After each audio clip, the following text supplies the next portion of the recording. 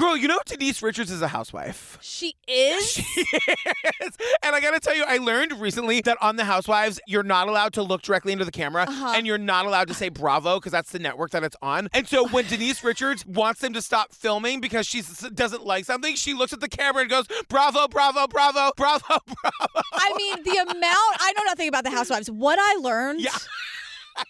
I don't know what to do with this information. I have questions for you, for the housewives, for you, the listener. I'm curious about a great many things. You're housewife curious? No. I'm not. I don't get it.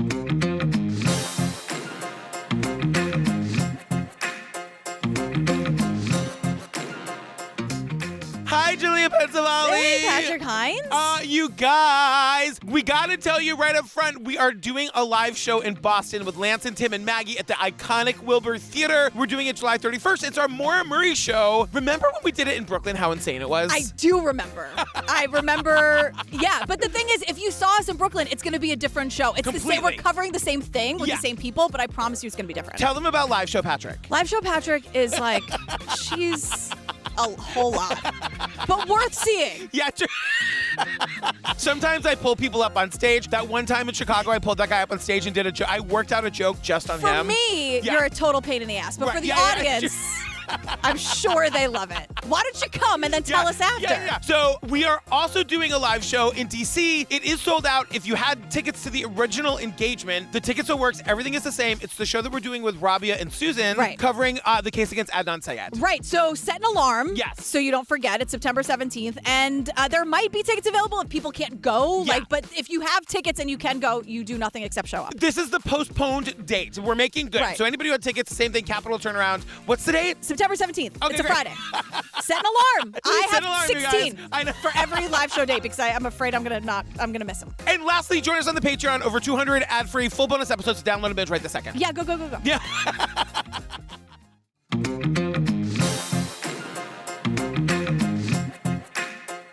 All right, girl. Look, this was... You know what? I'm going to ask you what we're talking about today, but I want everyone to know that when Gillian discovered this documentary, she's like, we are bumping everything and doing this next. Because I was bombarded with the DMs, and they were like, you have to do it. And then I watched like the first 5 minutes, which is not anything like the rest of the documentary. That's really true, yeah. But I was like, this is wild. Like, I'm learning so much. It's like watching them in their natural habitat. So it's called The Housewife and the Hustler. It's on Hulu.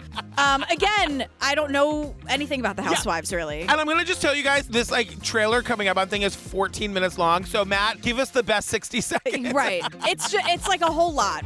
We are back with the Real Housewives star accused with her husband of staging a fake divorce to hide money from the families of plane crash victims. Thomas Girardi is accused of embezzlement. A federal lawsuit says he took money from a settlement fund to maintain their wealthy public image. It had all the elements. Hollywood, LA, huge cases, along with a Real Housewife.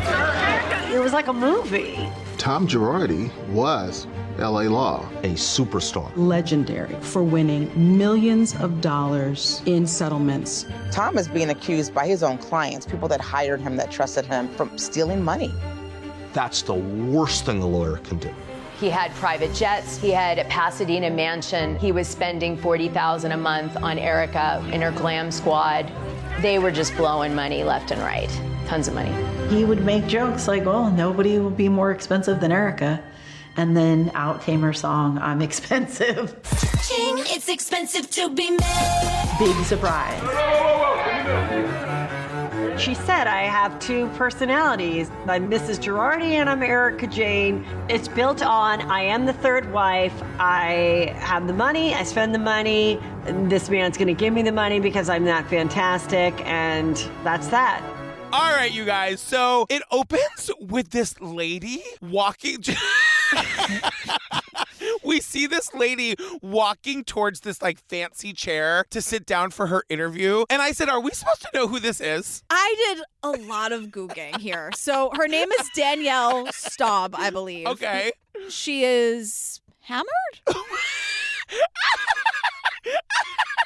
Maybe. She's wearing a pair of real fancy shoes. Which we get like a close-up on them. Like, I get it. But she didn't get the best vibe from this Erika Jayne person who we're talking about. Erika Jayne, I have seen on this show, and I also worked with her on Watch What Happens Live one or two times. Didn't get the best vibe from her, but I know a lot of fake people, and it turns out she's just one of them. So I didn't know who we were here to even talk about. I have heard the name Erika Jayne before, and I just wrote, oh shit, she's here to talk shit about Erika Jayne. Right. So Danielle Staub is from, according to Google, she's from the Jersey Housewives. And This is your grandparents talking about the Housewives, you guys. We're like, well, according to the Google machine. Like, well, you know what? I'm going to wear that badge. I don't really know much about the Housewives. Ooh, come get me. Yeah, she was the one, Teresa, whatever. She pronounces her own name wrong, this Teresa woman. Okay. She calls herself Teresa Giudice, but it's Giudice. That's how you say it, Italian. Like, for someone to pronounce their own last name wrong, I have no idea. But she's the one, in the beginning of this podcast, when we were talking about flipping a table, like, is this table nailed down? That super old TCO reference. Yeah. People were sending me a gif of Teresa Giudice flipping a table, calling someone a prostitution whore. She was talking to Danielle with the shoes, who didn't get the best vibe from Erika Jayne. And I'm like, Danielle's going to talk about vibes, huh? Also, that table flipping gif where that Teresa woman does it, it looks like a heavy table. Like she pounds the table and then flips it. Was table flipping a thing before that? Yes. Was it? Okay. But I think, like, if someone says, like, I'm so mad I'm going to flip a table, and then this person did it. Can you believe I've never done it? No. Can you believe? No, I can't. So Erika Jayne is a Real Housewife of Beverly Hills. Yes. Okay. And so now we get, I guess, wasn't there like Camille Grammer? Is that a person? Camille Grammer, yeah. Kelsey Grammer's wife. And she was a housewife of Beverly Hills. Is she still? Sure, I don't know. I believe you. You could tell me that anyone was a housewife right now, and I'd be like, were they? Okay. Which one was Christmas Eve Jones on? Who? Christmas Eve Jones is Denise Richards from the Bond movie where she played an astrophysicist. What's wrong about you? Yeah? How so? I thought Christmas only comes once a year. I'm assuming is it only Beverly Hills in California? Or is that the only Real Housewives in California? No. Is this interesting or fun for anyone to listen to for two people who just don't know anything about this to just guess? Is that fun at all for anyone? Oh my God. I'm sure Do you think that people ever thought Camille and Kelsey Grammer were a lesbian couple? I'm sure. You probably did when you were like, what? Did. So now we get the 20-minute coming up on. I texted you. I was like, this coming up on is so long, it's its own documentary. Right. But what we're told is that basically this Erika Jayne person is accused of faking a divorce to steal money from like plane crash victims. Right. Also, we learn about Erika Jayne had a single called I'm Expensive. Okay, wait a second. No. It's expensive to be mad. I love this song, by the way. I'm adding it to the rotation for the gym. It's the subtlety for me. You know what I'm saying? It's the nuance. But I mean, like, the video looks really good. The song is catchy. You gotta admit it. Whatever summer that came out, gay bar, Fire Island, you could feel the bass on the ferry when you were over there. Oh, Erika Jayne on fucking loop. But it's actually, if you want to get technical about it, it's spelled XX pensive, and then the S in pensive is a $sign. So once again, I say it's the subtlety, the nuance that really gets me. But you should YouTube it. It's a wild ride. It's wild. Insane. So then I thought Erika Jayne was sitting down to be interviewed for this documentary. No. It is an interview with Erika Jayne, but it's like for the Housewives. And I just went... No, it's like an ABC News interview. Oh, is that what that is? Yeah. And I said, is she wearing red, white, and blue suspenders on this July 4th weekend? Because we're recording this. Yes. The Friday of July 4th weekend, not, But she's wearing red, white, and blue suspenders. I don't understand the fashion, but that's not a choice I would have made. I didn't notice that. There was other... Okay, there's a lot going on. There's a lot. There's a lot happening. This is officially still the coming up on, right? Oh, is it still? Is it? I don't know. In this interview, it's like from 2017, she's basically quoting Laura Dern from Big Little Lies, I will not be rich. Because she's like... Could you imagine living your life without this kind of wealth? Yeah, I could. I wouldn't want to, but I can. Sure. I could do it. Can I imagine not having $80 million? Sure. Will I actually live that life? Absolutely not. No. Because we've learned her husband is Tom Girardi. Yes. They describe him as a legal titan, Right. which is why we have a shit ton of lawyers here explaining Tom Girardi is the guy who brought the Erin Brockovich case against PG&E like to the forefront of society. He's the guy that's like the guy in the movie. Like that's No, it's not Albert Finney. No. It's not Albert Finney. No. Okay. Google said it wasn't. Okay. Was it Peter Coyote? Because that's who they show in the clip. I think it might have Peter been. Coyote is the E.T. bad guy, you guys. I love Peter Coyote. Oh my God, I can't even talk about E.T. I I was hysterical. My parents like thought that they traumatized me for life. The look on her face of actual fear, like I was going to make her talk about When my E.T. mom talks about it, to this day, she's like, I thought you would like it. I thought you would like it. And I was hysterical. There's just a little insight. Another piece of the puzzle just falls into place that I was hysterical during E.T. I just want to also say Peter Coyote was in a movie called Outrageous Fortune with Bette Midler and Shelley Long. Yes! It is fucking great. Also, Peter Coyote does like a lot of car commercials. There will be times that like, I'll be watching TV and I'm like, who is it? Oh, that's Peter Coyote. Interesting. I know what I'm YouTubing tonight. But wait, I just want to say one more thing that she says in this interview. Yeah. They're like, Erika Jane, if you lost all your money, like, why would you be sad? What would that look like? Smaller. I don't know. You know, less clothes. You would hate it. I wouldn't. I don't look forward to that. No. You don't have to look forward to it. No, I would not look forward to something like that. No. I'd have less clothes and I wouldn't have as many pools. And I thought, she's not saying I'd have to give less money to charity. Right. Those are not the words that come out of her mouth. There are people who enjoy spending time with her virtually on television, which is bananas to me. I gotta tell you, I am not, but I think that I could easily be one of those people. Who's like who loves the Housewives? I think so. I mean, I don't have time to watch the Housewives. I don't have time to watch anything. I mean, the Golden Girls are sacred. Like, I will make time for the Golden Girls. Do not act like the Golden Girls are anywhere close to what's happening in any episode of any Housewife franchise. But like, I don't understand people like this, but there is something, I don't know, I could see myself polishing off a bottle of Chardonnay on a flight, watching 10 hours Well, here's the thing. Before I learned what I learned in this, I could totally understand, like, it's mindless. It probably makes you feel a little better about yourself because you're not so empty inside. But I can understand where it's like, you could just have it on. It's not like you're going to get lost in the nuance or, you know, like, oh, like, what's happening? Like, she's mad at that person for whatever fucking reason. She's getting plastic surgery. She's doing this. She's doing that. Yeah. But after I learned what I learned, I know. I have a different lens of it now. Yeah, and so we meet Heather McDonald, who I love her from Chelsea Lately. She's got the Juicy Scoop podcast. I honestly was like, why is her podcast so popular all of a sudden? Oh, because she's in this documentary. Right. You know Right. what I mean? Yeah. But Heather McDonald is here, and she's saying, and this has happened to me. She invited Erika Jane on her podcast and made it very clear that it was audio only. Sure. Made it clear it was not being filmed, but she arrived with the hair guy, a wardrobe person, and I think a makeup person. And I remember thinking that, wow, that's a $2,000 day to come do my audio-only podcast. That's a $2,000 day for audio only. And she's like, I couldn't have stressed it enough. When I used to make my interview podcast about Broadway, that would happen to me more often than not. People would be like, is there going to be cameras? And I'm like, no. And they would come with full hair and makeup every time. Yeah. It's interesting to explain, like, it's not live. No. And we'll take like one photo to put on Instagram that if you want me to, I'll filter. You know, I'm not gonna post a bad picture of anyone. No, right. Don't worry about it. But it's just a selfie, you guys. Oh my God. And we're just learning about Erika Jane. And it's like, she loves her body and her sensuality. And I'm like, great. Like, that's awesome. But then we get Danielle again with the shoes. And she's like, you know what? Even though she's like talking shit about Erika, she hated her bad vibe. Anything nice she says about Erika is a backhanded compliment. Such Everything. as? Yeah. Exhibit A, she's like... And I liked that even though she really can't hold a tune, she sang. Even though she can't hold a tune, she was a singer.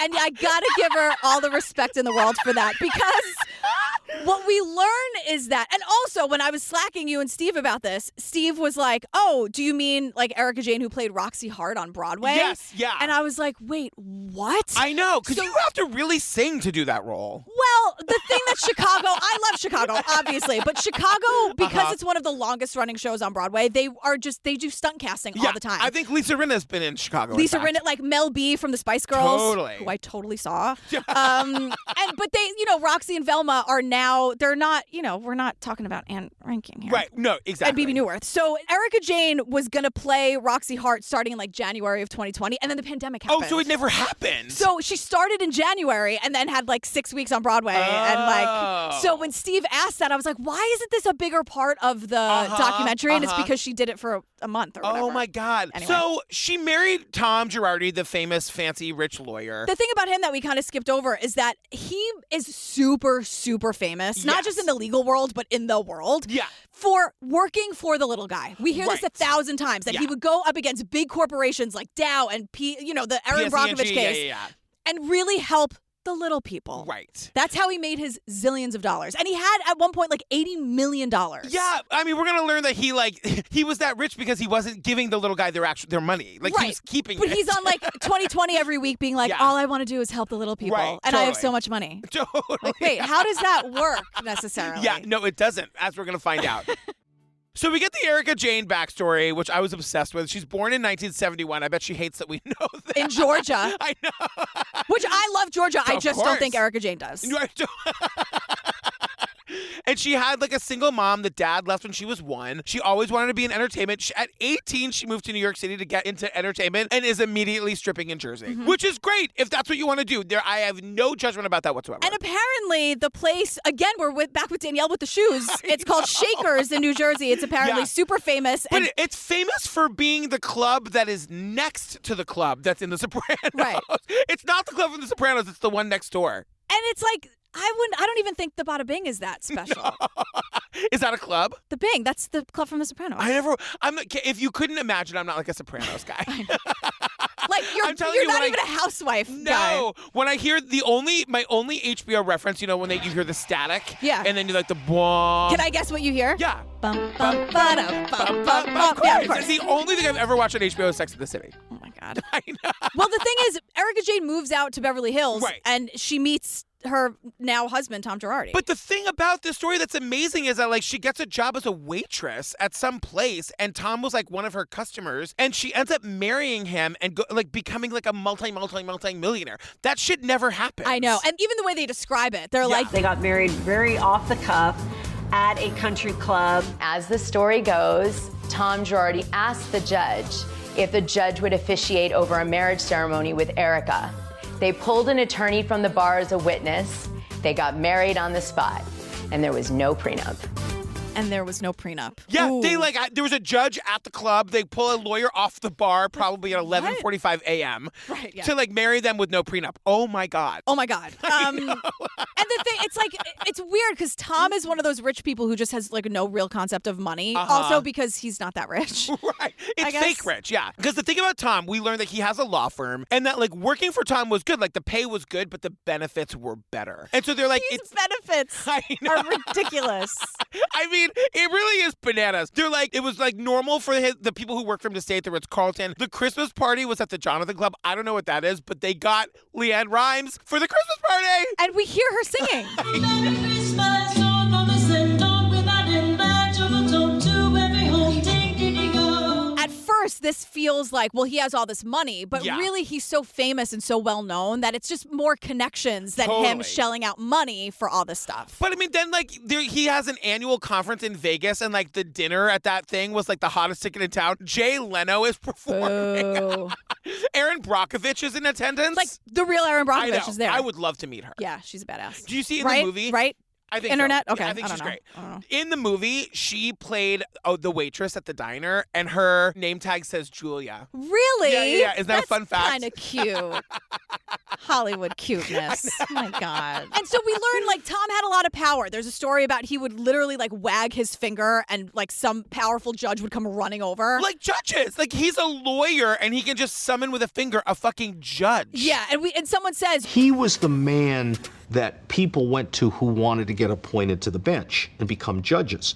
He was the person that people who wanted to run for public office would go and meet and talk to. You want to become a judge? Be friends with Tom. You want to run for office? Be friends with Tom. He also gives a ton of money to California politicians. The guy's pretty powerful. I gotta say, Gavin Newsom, the governor of California, is on Watch What Happens Live, and he's talking about how Tom Girardi is so generous. Gavin Newsom is so fucking handsome. He's handsome. He is so good looking. I cannot breathe. I literally have the note, I cannot breathe. Oh my God. Oh my God. I know. Wow. It's the hair. He's so tall and slender. Yeah. I feel like Blanche Devereaux. I'm getting a little warm. You need the spray bottle. I know.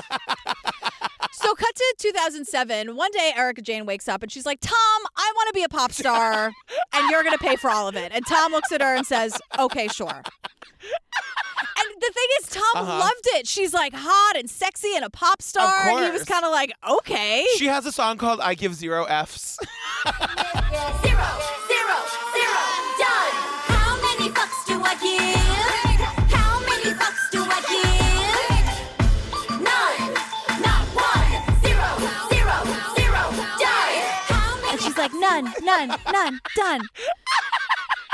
But then, so Erika claims that there was no return on investment, which means that, he was spending a ton of money for this career, but she wasn't making any money. Exactly. And then she gets cast on The Real Housewives of Beverly Hills. And I get these women have, their little tagline in the beginning. Hers is, I'm an enigma wrapped in a riddle and cash. I'm an enigma wrapped in a riddle and cash. And the way she spreads, she's like, and cash. And I'm like, why are you saying it like that? And Andy Cohen was like, cut, print. It's perfect. Oh my God. Did you ever see the episode of 30 Rock where Tracy's wife has a reality show? Yes, of course. What? Oh my God. Her tagline was, it's my way until payday. Yes. Which is I'm sure someone was like, oh, I can't do the one from 30 Rock, right? Yeah, because totally. they would want to use that. And her single was called My Single Is Dropping. And she went up to Liz and said, as you know, my single is dropping, it's dropping. Liz, my single is dropping, it's dropping. Yes. And so these sound bites of her, Yeah. based on what we know now, just, being broke sucks and being rich is a whole lot better. And it's my God. also, that's just fucking tacky. I know. I don't care how you got your money. That's fucking rude. Yeah, I know. It's rude. It's really fucking rude. They make these women say the things that, you never say. That's what makes the Housewives a thing, right? Yeah, I'm sure a lot of it's editing, but now, bring me that argument in the first couple seasons. Totally. Now, these women are saying this shit because Yeah. it turns them into a GIF and it makes them, quote, famous. Oh my God, I want to be a gift so bad. We can make that happen. Just don't be fucking trash. I will do my give you very in 2 best. seconds. I'll give you right. I know a guy. Don't worry about it. Don't ask me questions. I'll get you a gift. So you guys, in 2017, Erika Jayne gives a tour of her house to a lady named Abby Boudreau. This is the interview from the beginning. It's ABC yeah, News. Yes. And basically, she takes her. First of all, I'm like, this is the ugliest, tackiest house ever. Gaudy AF. It reminds me of the Versace mansion. I'm sorry. I just don't like it. Not my type. And I'm like, this house is so ugly. But then she takes us to the closet. It's like a store. It's like you're walking into a store. And one of these talking heads is like, It made me think that I probably should have gone to law school. I didn't know that you could attain that much wealth by being a trial attorney. It made me feel like I should have gone to law school. I didn't realize you could attain that kind of wealth as a trial attorney. Guess what? You can't. You can't. You can't. So we get this woman, Sunny. She's a senior legal analyst for ABC News, and she just basically. I'm obsessed with Sunny, by the way. She's wonderful. You but see her on The View from time to time. I'm obsessed. Yeah, she's great. But she really is just like, just real quick, pull over. So this is supposed to be reality television. But is it really a reality? Are we really seeing what's going on? They call it a reality show, but is it reality? And I'm like, no, it's not, Sunny. No, it's not. No, because we find out that in 2020, Erika Jayne files for divorce, and she's like, that's when the facade started to crumble. Right. And then it's all of these people telling us that there's a ton of pressure on any housewife franchise, not just Beverly Hills, that you have to be the richest and the glammest. And then we get this clip of some woman who's just like, did you see? And she's pointing to her earrings. Yeah. She's like, $25,000. And they're all hysterical laughing. I know. That's rude. I'm sorry. I know. You can make your money curing every incurable disease. Yeah. You can cure it like that, and we don't have to get needles or anything. Right. And it's like this painless thing. Please don't point to your earrings and say 25 grand and start laughing. It's rude. I know. It is. I mean, maybe you could if you cured every disease. The thing is, what they're telling us in this whole section is that, it's not real. These women aren't actually that rich. Right. It's like, For example, I might be launching a shoe line and I was going to do a $10,000 party. But now that I know it's on TV, I'm like, uh-oh. I better make it a $100,000 party because I don't want to look like my shoe isn't great. These women are living and spending way beyond their means. But where does any of that money come from? Kelsey Grammer. For all of them? Like, I what know. about there's like Utah housewives now? Like, where are they getting all their money? Kelsey Grammer's not footing the bill for all these ladies. We learned that like they're all fucking scheming and getting arrested. Like one of the housewives was running a fake telemarketing scheme. I was like, wait, what? They're like running MLMs and Herbalife out of their fucking gaudy basements and their McMansions? Like, what is going on? Countess Luann kicked a cop car. Like, she kicked a police. I don't understand. Like, the privilege of it all know. is so disgusting. Jen from Utah is accused of a telemarketing scheme. Like, what are these words? Jen from Utah? Should I know who that is? And the thing is, people love it because it's all on the show. Yeah. So it's just it's just tacky. I'm I sorry. know. It's if so my tacky. life were different, I would really be into it. It's why I liked the gifting tables. I know. And again, like I said earlier, if it's just like, it's so easy to watch and it makes me feel better and it's just like, look at it's like a spectacle. That's fine. But I urge you, after you listen to this, just like take a beat and maybe think about it next time you want to watch But they it. also, if you're listening to this, they also love true crime documentaries, which are valuable. Yes. Right. So all of the lawyers that are here that are talking heads are talking about how like Tom Girardi was their hero and all of a sudden now he's appearing on the fucking Housewives talking about how fucking rich he is. Right. That's, I think, crossing the line in what we do. We represent people who are victimized by big corporations and rich people. And here you're putting that out that you're super wealthy. It's a bad look for any lawyer, but especially when you make your name helping the quote little guy. Right. Like to talk about their $1 million paintings and their 2 planes. They have 2 planes. 2 planes. One One's goes regional. international. Like, and they're just like, I mean, poor taste doesn't even begin to describe how, like, you just shouldn't do that. I guess if you're a corporate lawyer or if you're just someone who's like, I make a lot of money doing this, it's different. Yeah. Not when you represent like the little people. Right, because which somebody's I like, hate that term, by the way. one of the other lawyers is like, he's acting as though he's the man. And that you're basically the man. We sue the man. You don't want to be the man. And he's showing people that he's the man. You don't want to like look like you are the man. Right, You know? like corporate, like watch Right. School of Rock, that's the man. Yeah. Like that. For reference, for a musical theater reference, if that helps you, talk about the man a lot in School of Rock. Rant and rave and scream and shout, get all of your aggression out. They try to stop you, let them know exactly where they all can go. And do it just as loudly as you can. Stick it to the man. So now we meet this woman, Kim Archie, and she's a former legal consultant at Tom's law firm. The music changes, and I'm like, Kim, what do you know? When your money comes from people who had cancer and burns and had great suffering, you know, there's a little bit amount of decorum that you'd think you'd want to have in the way you display the wealth. Yeah, because she's the one who's here to tell us that, like, girl, all of that money, that came from cancer survivors or people who died from cancer. You know what I mean? Like, fucking get your shit together. So now we meet a guy, like a young guy named Joe, and he's described to us as a survivor, and all we're seeing is, like, the photos of him when he was in the hospital, and we don't know what he survived yet, and he just looks, his body is broken. Yeah. You know? Yeah. And he's like, I don't even really remember the first time I met Tom Girardi. Like, he was in the room being like, we're going to take care of this for you, He was kid. like, I just woke up from a coma. Yeah. From like a really traumatic experience, which we're going to learn about now. The story about what happens to him takes place on September 9th, 2010. And we meet Joe's sister Jamie and his mom Kathy. And we learn like that day was the opening day of the NFL, whatever that is. Mm-hmm. Yeah, so I have in my notes, Joe's watching sports ball with his girlfriend. Yeah, I don't really get it. So they're sitting, like, the idea was for them to be home, like, watching the game. And Joe is telling us that, like... And then, out of nowhere, the ground just starts rapidly shaking. And it sounds like there's a jet engine right out front.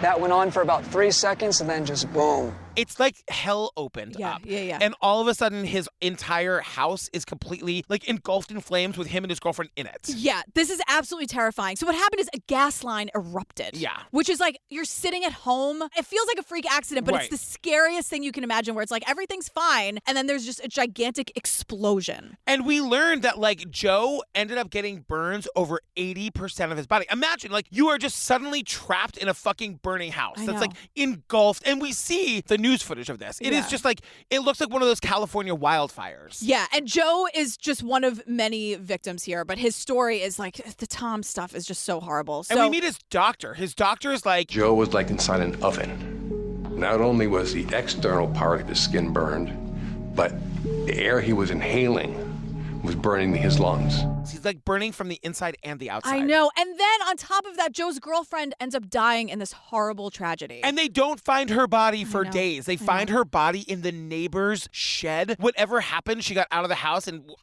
it's fucking terrible. So remember Kim, former employee of Tom's, right? This guy, Joe, Kim is Joe's mom's childhood friend from when they were 3. Like, they're actual blood sisters. And remember blood sisters? Yeah, they tell us later that they did an actual blood ceremony. Don't do that. It's not safe, you guys. Not safe. I strongly recommend not doing the blood sister brother thing. Yeah. But like, they were best friends from the time they were 3, and they are still best friends. Yeah, they got pregnant around the same time. 48 years of friendship. I mean, this is super, super personal for all of them. She does say 48 years of friendship, and we've never said an unkind word to each other. I don't have friends like that, girl. Yeah, but don't like be mean for the sake of being mean. No, but it's just like never an unkind word. Yeah. I don't know. Do you like you and Ashley? Have you ever said anything mean to Ashley? No. Never? I mean, jokingly, like no, I don't really do that. Oh, I am a different kind of person than But like you. we don't do that to each other. Like, have you No. ever said a mean thing to me? No, I guess See? not. I'm just thinking about my other friends, and I certainly have. The defense rests. So Kathy, who is Joe's mom, is telling us, like, Kim showed up, she took care of everything so I could just focus on my son. You know, because this guy, Tom Girardi, the Aaron Brockovich guy, like, he's the biggest lawyer. He always wins settlements. We're going to learn that the company at fault here is PSE&G. That's the Aaron Brockovich bad guy, too. I know. He's fought them and won. You know what I mean? Like, he knows how to do this. And so Kim was right. Like, he's the guy for this. So she Yeah. sets up this meeting. And this meeting is also the first time Kim meets Tom, too. Right. So, you know, Joe's family decides to work with Tom. It was a pretty easy decision for them. But you know what? Joe's sister is here to say, like, We thought he could win it for us. We were confident about that. We just didn't know how much of a snake he was going to be along the way. we just didn't know how much of a snake he'd be along the way. Holy shit. I know. And then, so a year and a half into working on the case with the family, Tom decides, I want to work with you, Kim. I want to hire Kim, the friend. Yes. And so she joins the firm. She works there for 7 years. And she's like, he really took me under his wing. I learned a lot working there. Yeah, and you would think a year and a half this case would be decided. It's not. Like, she goes to work for him full time while the proceedings with Joe's case is still happening. The amount of medical bills that Joe is going to have for this. Yes. Joe's not greedy. Like, it's Joe needs this money to survive. And because he probably won't be able to work, like, you know what I mean? Like, they need this money. To survive Yeah. in every sense of the term. And so everyone's like, here's the thing. We found out it was negligence on the part of PSE&G, which, like, they didn't learn from Aaron Brockovich. Like, right. PSE&G, get your shit together. Can you stop killing people real quick, please? Oh, my God. Like, a faulty gaslight. That's so scary. That ripped through a house? Oh, my God. And, like, multiple, so many people were involved in this. It's so scary. And then one day, Kathy, the mom, Joe's mom, shows up at his office for, like, an update. He's like, oh, guess what, girl? I settled your case. And they're like, I'm sorry, what? Can you imagine? And so, at first, I'm sure they're like, great. Like, Right. awesome. Like, what does that mean? He didn't tell them the amount. Or, like, get any sort of, like, are you okay with this from them? Right. So here's how this all works, right? After a trial, or it can be just a settlement, your money goes into your trust account. Those funds need to be held in that trust account separate and apart from the law firm. Now, at that point in time, you're entitled to your legal fees, but the rest of the money belongs to the client. You're not allowed to touch that money. It's not your money. And we get all 10 of our lawyers explaining to us how important it is that the lawyers don't touch that money. You will be disbarred immediately. Sonny's like, every lawyer knows. You touch that money, you get disbarred. And so we get every lawyer in this to tell us. Like, Right. Chris Starr, everyone's like, we cannot stress how big of a deal this is. And everyone knows. And so they don't tell us how much the settlement is, but Joe says to us, The number of the settlement that Tom got, I was okay with that number. Yeah, to put it simply, it was a good amount. It was a good amount, and made me feel comfortable. So made me feel like it would be able to cover any issues in life and then some. he feels like, okay, like my life is completely permanently altered. Right. But like, this is the money I have coming to me. It's a good amount. I'm comfortable with it. Sure. And so Kathy Joe's mom says, so Tom the lawyer is like, it's going to take a few months. I'm going to get the money to you. It's coming. And then in the meantime, he's like, well, actually, instead of me giving you the money, how about I just manage that money for you? I'll invest it. We see the paperwork that says a guaranteed 6% interest and that there is literally no risk of loss and that the law firm, Tom's law firm, guarantees there will be no loss. Like, if you're Joe's family, this is win-win-win. And we're talking about millions of dollars here. Like, millions. my guess is around $15 to $20 million. I would agree. Yeah. And so they're like, this is Tom Girardi. Like, right. Aaron Brockovich guy. Right. He has $80 million. Look at the music videos he's making for his wife. Like, we totally trust this guy. The mean guy from E.T. played him in the movie where he was really nice. I know, and Gillian can't even talk about E.T. It makes her sad. He's so cute. Don't hurt him. They were going to kill E.T. The scene where he surrounds himself with the stuffed animal so he'll blend in. I can't handle it. I know. It's like so pure and so sad at the same time. I know. Oh my God. I can't believe I had therapy yesterday. What am I going to do for a week? Get an emergency sesh. Cry about E.T. to my husband and my dog. Great.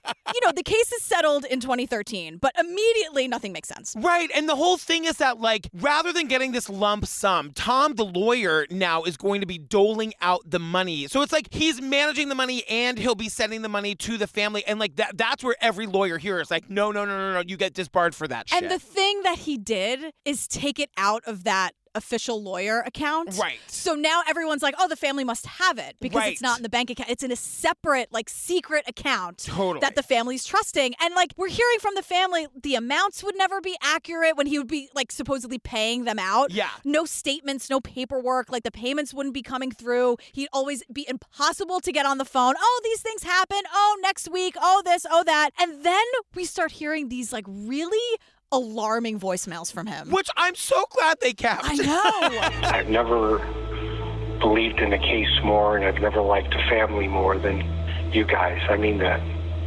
Okay, I'll try and reach you over the weekend.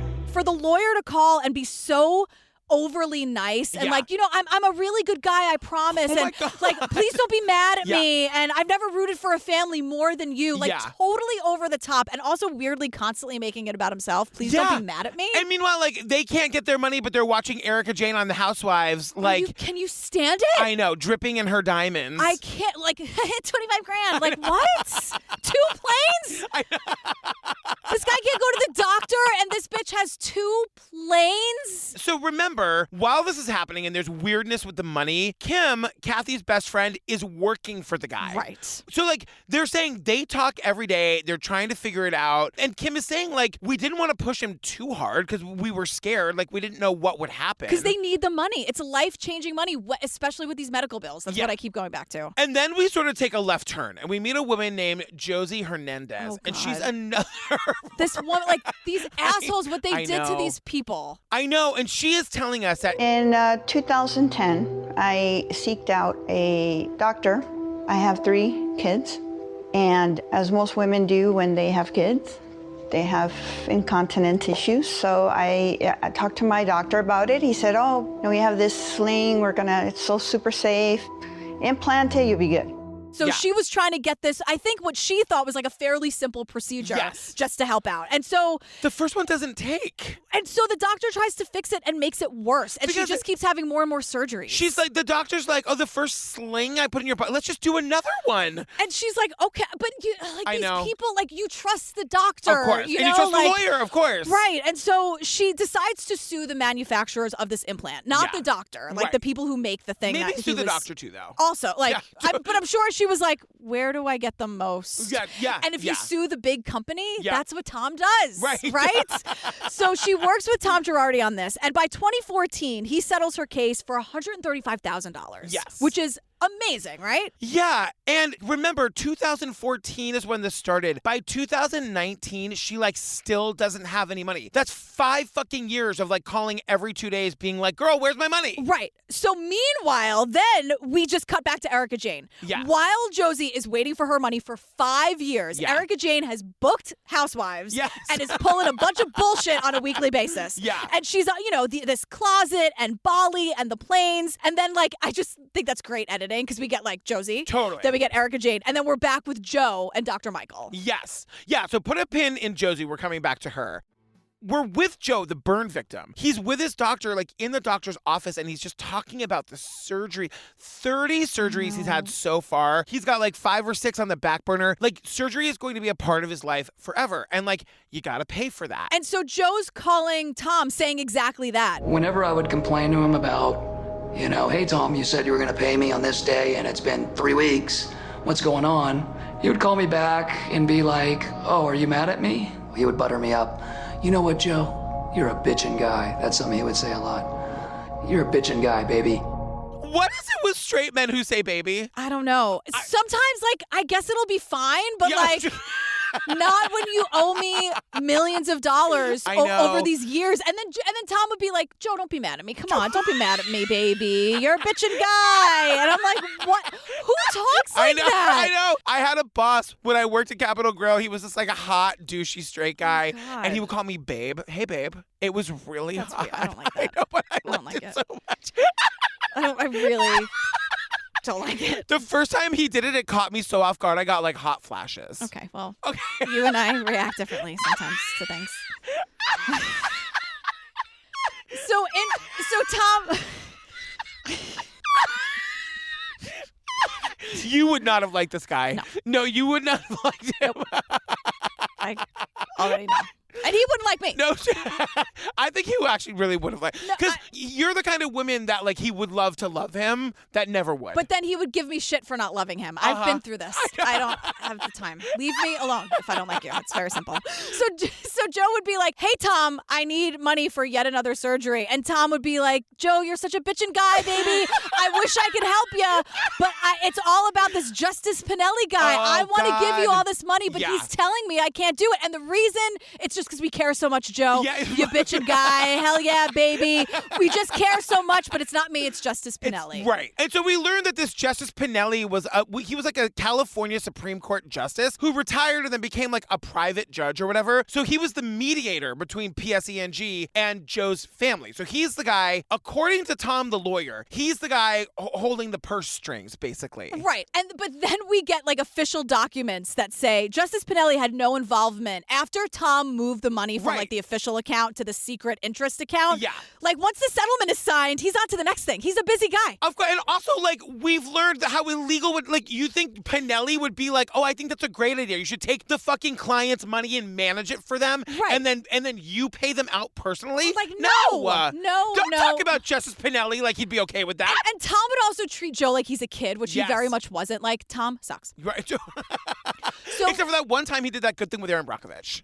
Again, if not for Erin, we wouldn't be here. Tom didn't do it. No. Erin figured it out. That's true. She did it. Yeah. And no one believed her for a very long time. Those were my hours away from my kids. I love that movie so much. Oh my God. Maybe I'll watch that later.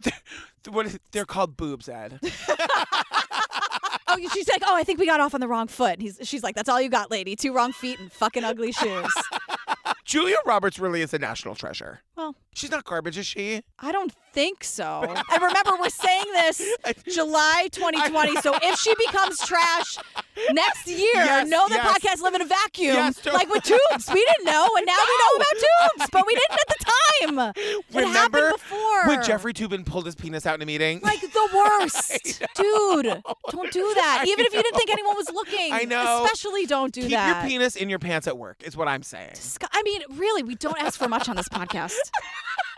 So in the middle of all of this stuff with Joe and Tom and Josie, so Kim, the friend who now works for Tom, in the middle of all of this. Pull over. In the middle of all of it. Yeah. Her son, Paul, dies in a motorcycle accident. Yeah, it's really fucking terrible. And she decides that she's going to sue whoever. We don't get the details, but she is going to file a wrongful death lawsuit. And she's like... Kathy and I talked about, maybe it's a good idea for me to take it to another attorney so that it doesn't add any more complications, because what if we need to make a demand for Joe's money?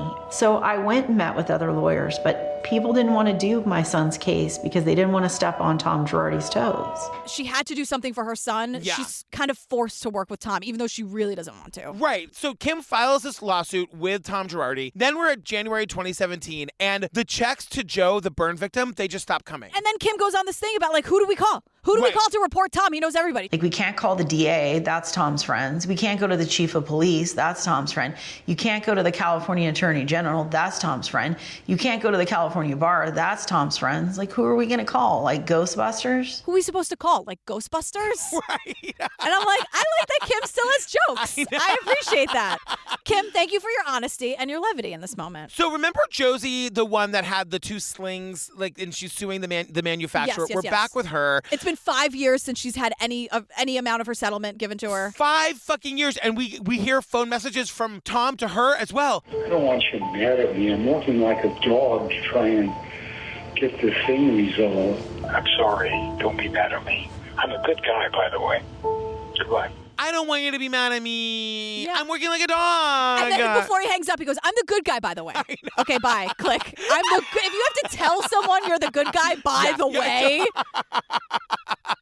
Tom. So you guys, it's Election Day 2020, the most important day in the history of humanity. Yes. Also, the day that Erika Jayne files for divorce. So, and everyone's losing their mind. But, like, were they? Like, it was Election Day. And so, you know this from the West Wing. Yeah. I have in my notes, it's like the ultimate take out the trash day. Yes. Like, they announce a divorce on Election Day. Totally. Who cares? I know. But you know what? That was a rough day for me and for a lot of people. I really would have loved a distraction. I wish I cared, and then I could have followed that story all day long. I know, but I was like, I need a distraction. Let me go on politics Twitter. Let me go on, how's Kornacki? Is Kornacki cam up? Kornacki didn't sleep for 3 days. I know. And then when he wouldn't be on for an hour, I'd be like, what the fuck, Kornacki? But knowing, like, you need just rest your eyes for a little bit. You guys, Steve Kornacki is the guy who works at MSNBC, and he's the one who knows all the counties. The khakis. Yeah. The Kornacki khakis. Totally. Steve Kornacki was wearing the same clothes 3 days in a row. That poor guy. I know.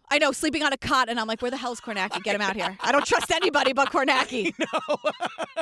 So we're back with Kim. Remember, Kim works for Tom, and Kim is Kathy's best friend. Now, to remind you, Kim has her own lawsuit working with Tom for her son who died in the motorcycle accident. Mm-hmm. And then there's also the shenanigans going on with Joe, the burn victim. Right. And Kim's really involved in that too. And my heart grew 2 sizes when she was talking about this. This is incredible. Because she's saying, like, look, we knew when Erika left him that there was no money and everything was going down. We had to get out of there. We couldn't wait for Paul's case to be done anymore. Paul is dead. Joe is still alive. So we had to pick Joe. He had to be the priority again because he's the one still here. He's alive. My son is dead. We've got to fucking make sure no matter what happens here that Joe gets his money. I mean, it's amazing. That's a 48-year friendship. Yeah. Totally. Like, it's just for her to say, like, he needs to pay his bills. Like, we got to do, I mean, we got to do something here. Focus all the energy here. And so they find a lawyer who's willing to actually help both families. So they take him to court, and Girardi agrees to pay $12 million to the family. We don't know what the original settlement was. He's agreeing to pay $12 million. And he signs the papers. Like, it's official. He's going to pay $1 million up front, and then a few months later, he's going to pay the rest or whatever. Or he's going to pay it in installments. The family never gets another installment. Yeah, he made the first one, $1 million, and then they say he never made it to the second payment. But they haul his ass into court virtually because it's 2020. Right, so he's being deposed now. Whoever's running this, by the way, doesn't get a single name right. We are on the record to begin the deposition of Thomas Girardi in the matter of Joseph Riogomez et al. Versus Thomas Girardi et al. He doesn't even get Tom's name right. And Joe, Joe is a victim who's been through some trauma, and get his fucking name right. Ask a question. Ask a question. But what they tell us is that settlement has now been turned into a judgment. And the judgment is enforceable legally in a way that a settlement isn't. So they depose him, and I just went, oh, I love a good deposition. So Tom Girardi says on the record. The tea is scalding, you guys. The tea is scalding. Scalding. Be careful. Watch your hands. You're going to burn it. At one point, I had about 80 million or 50 million in cash. That's all gone. I also had a stock portfolio of about 50 million, and that's all gone. All of his money's gone. Yes. He had $80 million.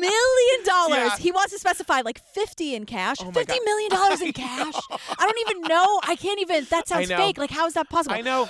But it's gone now. And $50 million in stocks also gone. Like, he is broke. And he's Sonny, the first person to tell you. Totally. And Sonny, my best friend, is like, girl, where'd that money go? Where'd it go? So then we meet this guy, Judge Durkin, who finally, like, wants to do something about Tom. So he finds Tom in contempt. He freezes all of Tom's bank accounts, God. the firm's accounts. He sends the case to federal prosecutors. Like, Tom could go to prison for this. Sunny is here. It's Sunny again. She's like, I was a federal prosecutor. The last thing you want is a referral to the U.S. Attorney's Office. As an attorney, it is doomsday for you. It means that you are likely going to be investigated. it's doomsday for you. It's doomsday. Because now he's being investigated, right? And so they find out that he took at least $20 million from the firm that was supposed to go to victims and survivors and put it into Erika Jayne's entertainment company called EJ Global LLC. And remember, they're getting a divorce now. She's filing for divorce, and it's the whole thing of like, is it real? Is it not real? Did she know? Did she not know? She's saying she didn't know anything about his finances. And she's all over his, like, he has several different companies. She's listed as the secretary. Not like the like hello, not like president, vice president, secretary. Like high up. And everyone's like, no one's gonna believe this. Like her name's all over the paperwork, like she's running shit. Meanwhile, there are endless episodes on Bravo about how she's not. But then, you know, towards the end, we learn that, like, they want to bring this guy, Tom, back into court, but, like, all of a sudden, he's under a conservatorship. His defense attorney suggested that he might have been mentally incompetent. And that kind of hints at the defense we've seen developing over the course of the last few months. There is a psychiatrist in Los Angeles who has diagnosed him with Alzheimer's. It's like when you see Harvey Weinstein or all these people, like Robert Durst, suddenly they're blind, they can't see, to like garner some kind of sympathy. Yeah. And that's what he's using. And the thing is, none of the, because they're all lawyers, they really want to watch what they say so they don't get sued. No one wants to actually call him a liar, but so many of these lawyers are like, I can't comment on whether or not he's actually suffering from dementia or Alzheimer's or some form of diminished capacity. I just think that it's strange that months earlier he was speaking at public events. I'm not saying he doesn't have dementia, but it doesn't seem 100% that he does. And again, that's just my opinion. Don't sue me. But we learned that, like, the court forces him into involuntary bankruptcy. They're seizing all of his assets, and they say they are liquidating his assets to pay back his creditors. To which I said, can we pay the fucking families before we pay Visa and MasterCard? Are you like, Amex is really worried? I know. We also do learn that because for Joe, the burn victim, because it went from a settlement to a judgment, he's one of the first people to get paid. Right. Which is great. Like, they get their money, but what about everybody else? Totally. So, like, the California State Bar files charges against him. They say he's currently ineligible to practice law in the state of California. The bar is pursuing disbarment, and it ends. I feel like I'm at the point where I'm like, this ends 18 times. I know, we're here again. Yeah, but like we learned that Tom and Erika Jayne still have to go to divorce court. Remember how they didn't have a prenup? Now she's the one with more money. Right, because which is like, she fucking, like, according to Heather McDonald, like, Erika Jayne like took all the shit from her closet and buried it in the woods somewhere. Right, because where is it all? Right. Like, again, like where's all the Chanel? I know, like, literally the purses and the bracelets. Where are they all? Like, the closet's empty now. Right. Where is it all? I love the idea of Erika Jayne with like a shovel, like in the middle of the woods, in the middle, like burying that shit under a tree. In heels. Totally.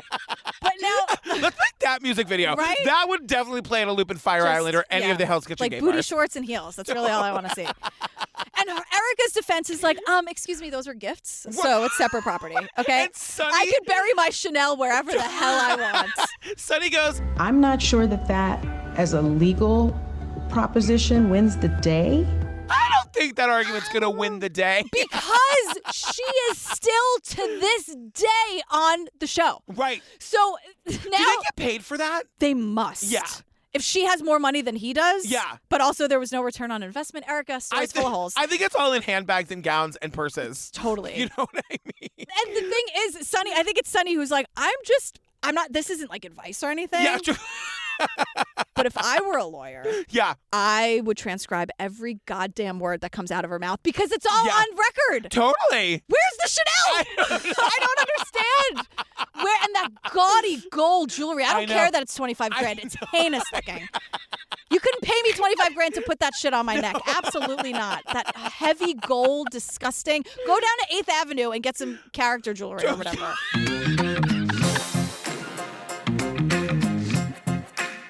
You guys, we did. What is was The Housewife and the Hustler. Yeah. You guys, we did it. How do you feel? I feel like confused. I know. It's made me want to watch Housewives more than I've ever wanted to watch it in my life. I mean, at one point someone's like, well, we just love the demise. And I'm like, no, we want accountability. It's not like no one's watching The Housewives to see Erika Jayne fall from grace. They want to see the plane.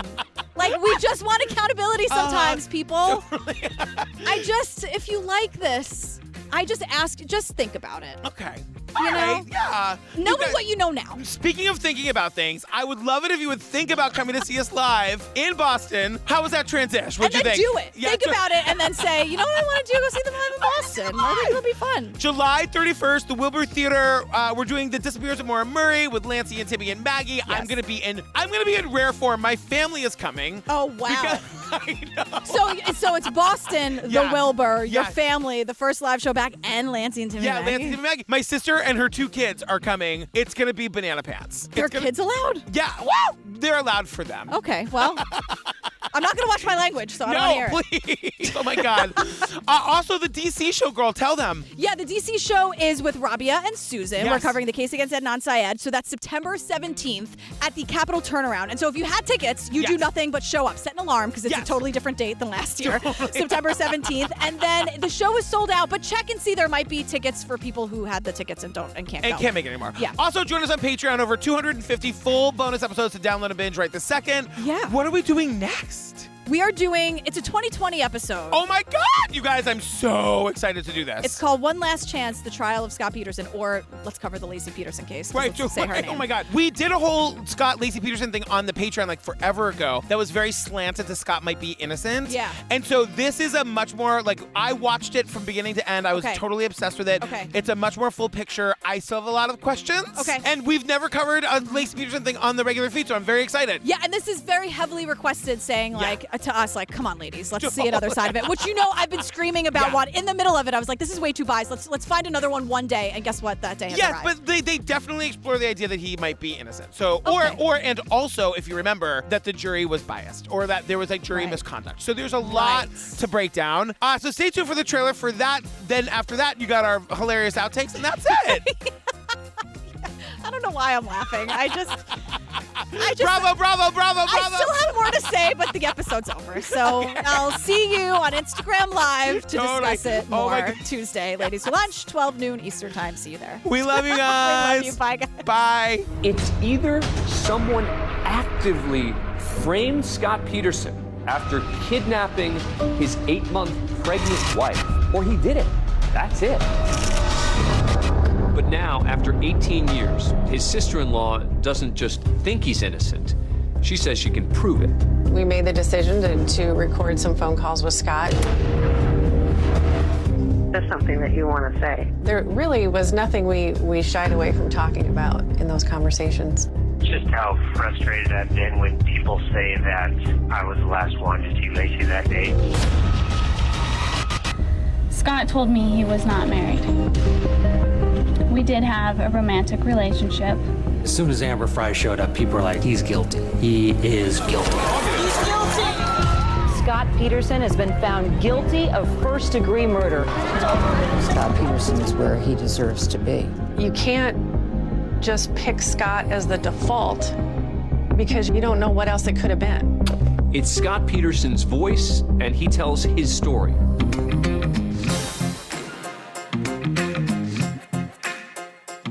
I didn't know anything about the Beverly Hills of it all. Jesus Christ. But also, it's just kind of amazing that like 2 housewives came from the same strip club. Is it? Kind of Denise Richards? Denise was bravo.